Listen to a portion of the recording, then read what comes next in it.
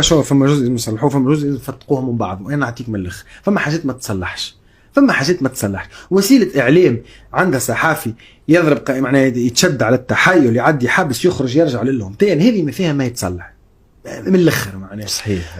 الاخرى تجيب لك معناها، لو انه ما نحبش ندخل في المواضيع هذه خاطرها حساسه ياسر.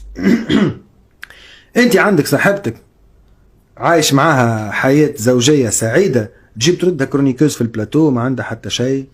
انت عندك عامله جنس، انت كليون عندها وقايمه معاك بالواجب، تجيب تردها كرونيكوز في البلاتو. ورينيه الشيء. انت عندك خلينا ما نخليوش محصوره في النساء الحكايه.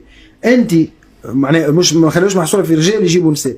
انت مراه شاده بلاتو، عندك اصحابك اللي تقهوج معاهم وتعمل معاهم جو في البانليو وشيخه وعامله جو، كل مره تجيب لنا واحد منهم ينظر لنا على وضع البلاد.